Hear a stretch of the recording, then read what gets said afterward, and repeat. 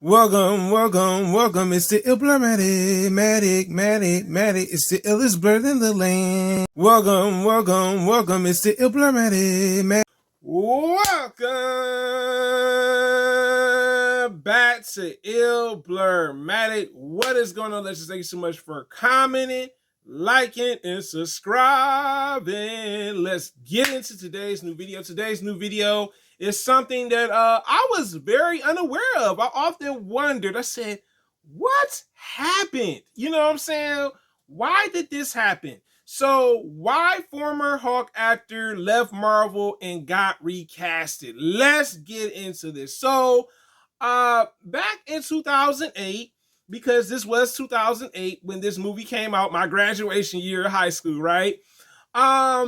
When Edward Norton ended up debuting for the Incredible Hulk movie. I mean, this movie was phenomenal, but there was some reasons on like why he got recasted. So let's talk about it. With the huge success of Incredible Hulk, I was for certain. I was like, yo, this movie did big numbers. For it to be a Marvel and Universal collaboration for a Marvel cinematic movie, did extremely well. And to hear that Edward Norton was not returning for like a sequel was disappointing. I'm not gonna lie. So let's talk about this.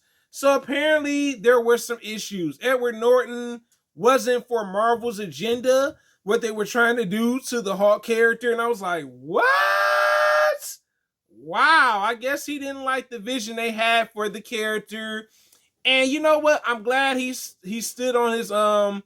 You know what I'm saying? He stood for what he stood for and said, no, I'm not going to, go with y'all version of Hulk. And I mean, come on, the movie did extremely well. Y'all couldn't give this man an opportunity. Y'all gave Robert Downey Jr. an opportunity, right? But y'all couldn't give Edward Norton an opportunity to like fully engage and put more thought into like a sequel for a Hulk, Incredible Hulk movie. Man, it's disappointing. Okay? Because, I mean, when you think about it, it's like, to me, he did a phenomenal job with the character. I was like, I like this guy.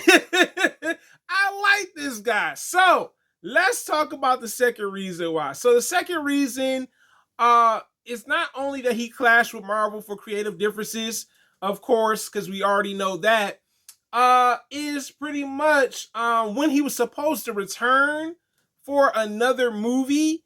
And this movie went on to do extremely well. Not to take away from it, okay? I'm not going to sit here and be like, oh, no, I took away from it.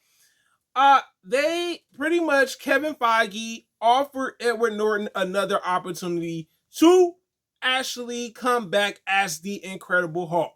So what happened was, Kevin Feige gave him like the rundown, meaning like what's going to happen now. You're going to end up being in this Avengers movie. And Edward Norton was like, nah. Edward Norton like, nah, bruh. I'm not doing that. You know what I'm saying? And I can respect it. It's like, well, he knows what he wants. He was probably looking for a sequel to The Incredible Hulk. You know what I'm saying? And I'm pretty sure Kevin Feige was in a situation where it's like, we don't own the rights to Hulk at this time, so we can't really do what we really want to do with this character. So either you gonna jump aboard and become a part of this stellar cast for a movie, or you gonna miss an opportunity.